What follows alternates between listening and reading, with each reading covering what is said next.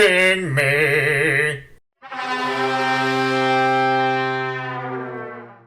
Hey guys, welcome to a long overdue Set It Up video. Today we're going to be setting up the first expansion to Seasons, the board game. The expansion is Enchanted Kingdom. If you remember, in Seasons, the board game, players take on the role of mages and are rolling dice, collecting energy tokens, and using power cards to amass crystals and prestige points. Seasons, Enchanted Kingdom is going to add to the base game. I'm going to take you through the setup of the game and then go through all the new components that Enchanted Kingdom has to offer and show you how they plug into the base game. So let's set up Enchanted Kingdom. So I have all the components out here, and as you can see, the expansion's adding quite a bit more to what the base game already had. I felt like this game, when it originally came out, had a lot of components in it, which was a good thing. I like games that have lots of little neat, little small tokens and little things that you can kind of mess around with and play with during the game. I enjoy that. The expansion adds to that. There's quite a bit more here. You're not going to be able to see it, see everything in great detail, but I'm going to walk through each of the new components and show you what they are and then how they play in the game.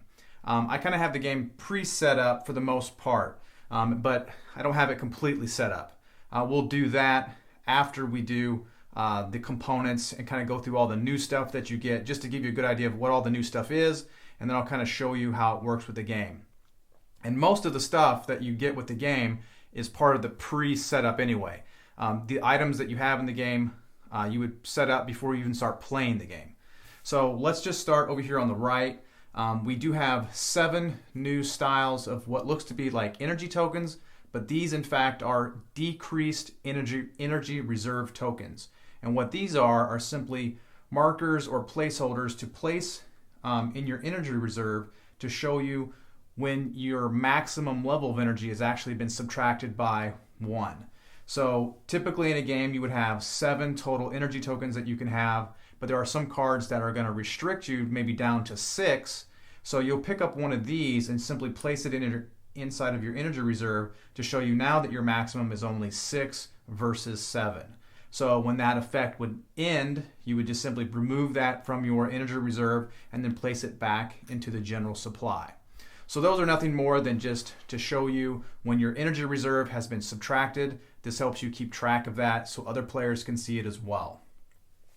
The next thing that comes with the expansion is they've supplied a first player token. So this also helps keep track of those 3 and 4 player games where sometimes it's real easy to lose track of who was first. Now they have supplied us with a first player token to keep track of that more easily. The artwork is the same on the front and back. Not much to say there, but just a nice little extra addition to add to the game. The next thing we have over here is we have 2 Raven the Usurper tokens. And this is actually a new power card that comes in the game. Raven the Usurper is a card that has a value of 2 up in that top left and only has a summoning cost of 1 fire energy token. And the ability text reads, place a Raven token on an opponent's magic item and pay its summoning cost. Raven permanently acquires the effects of the mimicked magic item. So if you happen to have this card in your hand and then you play it, you'll also use one of these tokens that matches the Raven the Usurper. And basically it's again another placeholder to show that you've made an action in the game. So you'll play that card and then you're going to choose an opponent's card that you want to mimic. So you're going to take this token and place it on their card, and now as long as you've paid those summoning costs, you can also use the power from their card. So it's a way to kind of tap into a player's card from your side of the table. There's 2 new cards that have Raven the Usurper on it, which goes hand in hand with the 2 new tokens. So there's only 2 copies of this card that's going to be floating through the game, and you have the 2 tokens to go with it. The next new token that we get is the Bespelled Grimoire Energy Reserve Expansion token, I guess. And these cards were in the original base game, but now they've supplied us with a nice little add-on that actually attaches to the right-hand side of your player board. And what that does is the Bespelled Grimoire card allows you to gain 2 energy tokens when you put it into play, but then you can now store up to 10 energy tokens. The extra energy token is stored on the Bespelled grimoire card and is considered to be part of your reserve. Well, that was the old rule. The new rule says instead of placing those extra 3 energy tokens on the card, you'll now just place them on this play token here that's attached to your player board. And it's got 3 kind of ghosted out shapes to show you where you're going to place the new energy tokens. You obviously don't have to place them there, but they're just showing you that's what they're for. So you'll place those tokens here versus on the card. I assume that's just to keep everything kind of more organized so you know what you actually have in front of you, and so players can also see what you're doing as well versus having your cards spread out across the table. So with that, you have this new reserve expansion board, 2 of those that go hand in hand with the 2 cards that came with the base game. And then if that card is no longer in play, you would just simply remove that board from your player board and just set it to the side.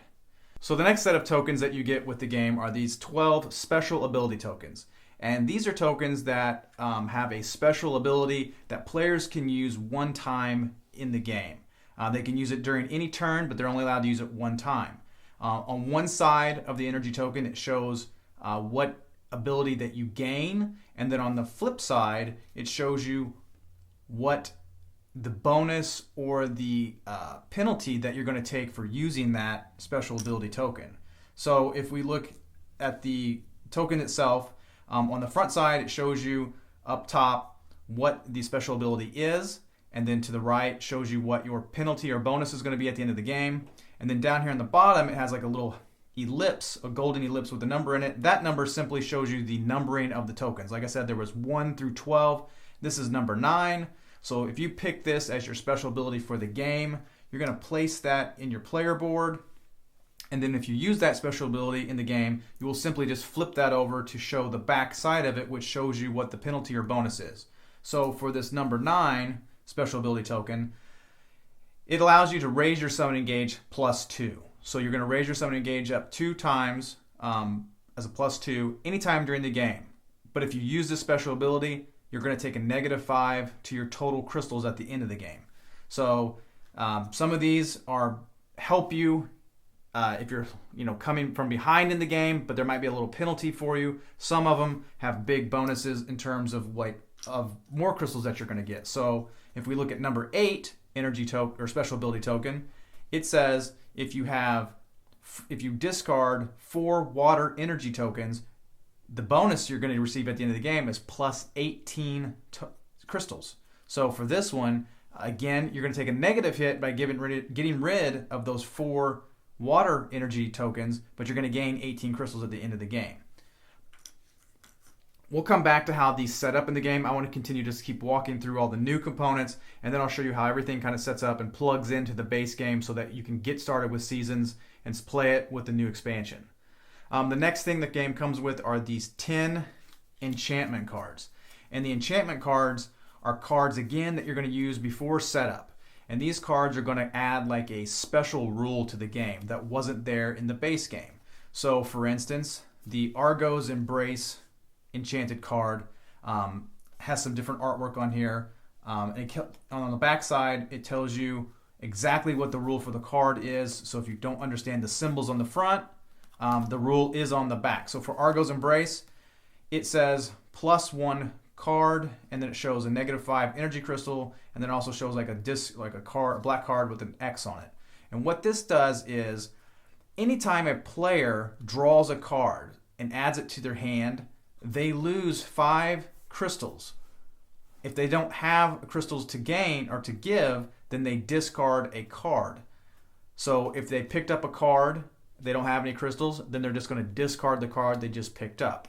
So this kind of makes it tricky in terms of trying to add cards to your hand. So with this card out, this is a special added rule to the game, and that's what all the enchanted cards do. All the enchanted cards add kind of a special unique rule to the game. So I'll go through one more here. We have the Extended Experience, and this card says ×12, and then it shows your library token 2 and 3 showing 4. So what this is the game, instead of playing with 3, 6, 9 as your hand goes, so you have 3 cards to start the game, then you have 3 cards year 2, 3 cards year 4.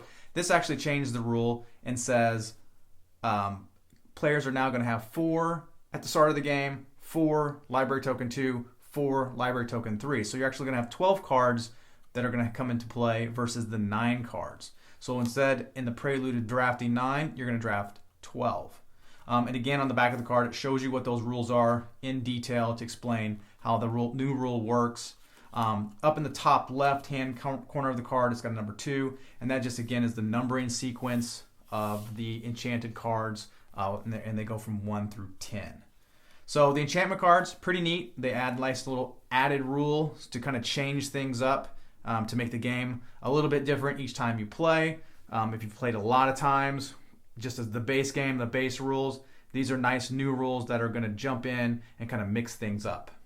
The expansion does come with a new set of power cards. You have 40 brand new power cards that you can add to either the starter cards that came with the base game or the advanced cards. In the advanced games, if you remember, you would just take both of these 2 decks, blend them together and create a master deck, and then you can shuffle these new expansion cards into that deck, or if you want to, you can just shuffle them into the starter base deck.